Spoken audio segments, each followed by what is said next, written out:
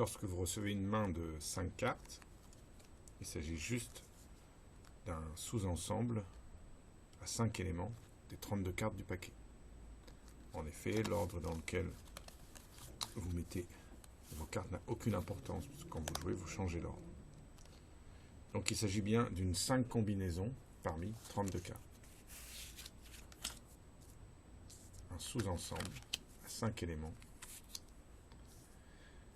de l'ensemble des cartes du paquet. Le cardinal, c'est donc l'ensemble des 5 combinaisons parmi 32, c'est-à-dire 32 factoriels sur 5 factoriels fois 27 factoriels. J'ai développé un petit peu en haut à droite le calcul pour vous rappeler le calcul sur les factoriels. Et lorsqu'on fait ça, à la calculatrice, on trouve 201 376. C'est le cardinal de oméga, c'est-à-dire l'ensemble des issues possibles de l'expérience aléatoire. On va maintenant calculer les probabilités des 3 événements qu'il fallait calculer. Un premier événement, il s'agissait de calculer la probabilité de l'événement obtenir un carré d'as. Évidemment, votre main a toujours 5 cartes, donc il y aura une carte supplémentaire. Pour calculer la probabilité de cet événement, il faut compter le nombre d'issues. Alors pourquoi il faut compter le nombre d'issues de cet événement? Parce que on est dans le cas d'une situation d'équiprobabilité. Chacune des 201 376 mains a la même probabilité d'arriver. La probabilité des événements élémentaires, ici, est la même. En effet, on ne voit pas vraiment de contre-argument. On ne voit pas pourquoi, lors de la distribution des cartes, si elle est faite dans les règles de l'art, c'est-à-dire vraiment aléatoirement, on ne voit pas pourquoi cette distribution produirait, avec une probabilité plus forte, une main plutôt qu'une autre. Donc, on va pouvoir utiliser le fait que la probabilité d'un événement, c'est le cardinal des issues de cet événement divisé par le cardinal de oméga. Donc, il nous reste à compter le nombre de mains contenant un carré d'as. Alors là, c'est assez rapide, parce que de toute façon, dans votre main, il vous faut votre carré d'as. Donc ça, c'est fixé. Il n'y a aucune latitude, aucun choix.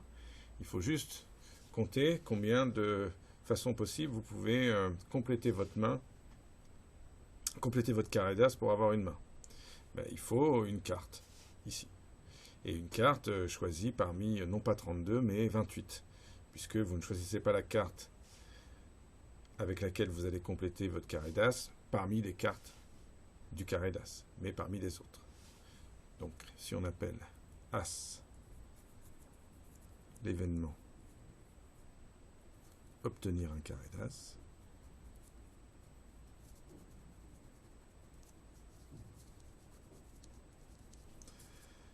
on vient de trouver que le cardinal de cet événement, c'est 28, et donc la probabilité de cet événement, c'est 28 sur 201 376, que je vous laisse réduire à la calculatrice ou de tête pour vous entraîner à l'interrogation de calcul mental. Maintenant, l'événement, obtenir une main contenant 5 cartes différentes. Obtenir 5 cartes de valeurs différentes, il faut déjà choisir les 5 valeurs qui vont être dans votre main, avant de parler de leur couleur ou de leur symbole. Donc, vous avez ici les 8 valeurs différentes des cartes trèfle. Il faut donc, mais oubliez provisoirement qu'elles sont de trèfle. Vous avez les 8 valeurs dans un jeu de 32 cartes. On va en choisir 5. Voilà, j'ai choisi 5 valeurs. Ce faisant, j'ai fait un choix. J'ai fait un choix de 5 valeurs parmi 8. Vous vous souviendrez. Il y avait 8 valeurs. J'ai choisi 5 parmi 8. Donc, je viens de choisir un sous-ensemble à 5 éléments parmi les 8 valeurs. Premier choix. Une fois que mon choix est fait, eh bien en fait, ma main, elle n'est pas obligée de contenir que des trèfles. Cette carte peut être trèfle, pique, carreau ou cœur. Donc il y a 4 possibilités pour cette carte. Non pas de valeur, mais de symbole couleur. De même pour celle-ci, de même pour celle-ci, de même pour celle-ci, et ainsi de suite. D'après le principe multiplicatif, le choix de la couleur symbole pour la première n'a pas d'influence sur le nombre de choix de la couleur symbole pour la seconde. Il n'a d'ailleurs pas d'influence non plus pour la couleur symbole de la seconde. Et si on revient au début, les 5 cartes que j'ai choisies au départ parmi mes 8 valeurs n'auront pas d'influence sur le nombre de choix que j'aurai pour chacune des couleurs symboles des 5 cartes. Donc je peux appliquer le principe multiplicatif. Je vais dire que le cardinal de oméga, c'est, pas de oméga, de D, excusez-moi, 5 parmi 8, qui correspond au choix des 5 valeurs parmi les 8 possibles, multiplié par 4 fois 4 fois 4 fois 4, c'est-à-dire 4 à la puissance 5, qui correspondent à chaque fois, ce nombre, 4 à la puissance 5, correspond au nombre de façons que j'ai de choisir une couleur symbole pour mes 5 cartes, 5 valeurs précédemment choisies.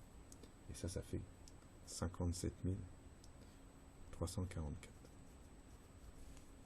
Si on devait rédiger un peu, on dirait qu'un élément de D, une issue de D, c'est une issue qui s'écrit X, Y, Z, T, U,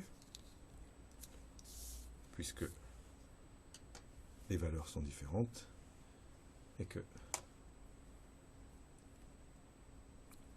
il y a 4 choix pour X de couleur symbole, 4 pour Y, 4 pour Z, 4 pour T, 4 pour U. Le principe multiplicatif s'appliquant, on obtient 4 puissance 5 façons de choisir une couleur symbole pour chacune des 5 cartes, qu'il faut multiplier par 5 parmi 8, le nombre de façons de choisir 5 valeurs parmi les 8. Passons enfin à l'événement obtenir un full. Un full, c'est une telle main. C'est-à-dire 3 cartes identiques, 3 cartes de même valeur, pour être plus précis, et 2 cartes de même valeur. Alors comment faire un full? Pour faire un full, il faut déjà choisir la valeur qui sera représentée 3 fois. Celle que j'ai notée dans mon exemple, Y, Y, Y.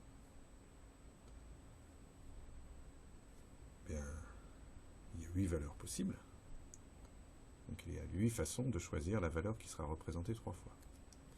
Et évidemment, il y a 7 façons de choisir la valeur qui sera représentée 2 fois. Je précise que le 7 qui est là n'a rien à voir avec le 7 qui est là. Parce que si mes 2 cartes étaient identiques, étaient des 6, j'aurais quand même mis un 7 ici. Ça, c'est le nombre de façons de choisir la valeur qui sera représentée 2 fois. Pourquoi 7 et pas 8? Parce que vous ne pouvez pas reprendre la valeur qui est là. Si vous avez 3 valets, vous ne pouvez pas avoir 2 valets ici. En vertu du fait que, normalement, si le paquet n'est pas truqué, il n'y a que 4 valets dans le jeu. Mais, vous n'avez pas tout à fait fini de compter. Parce que, il y a plusieurs façons d'avoir 3 valets. Vous pouvez avoir ces 3 valets, mais vous pourriez aussi avoir ces 3 là.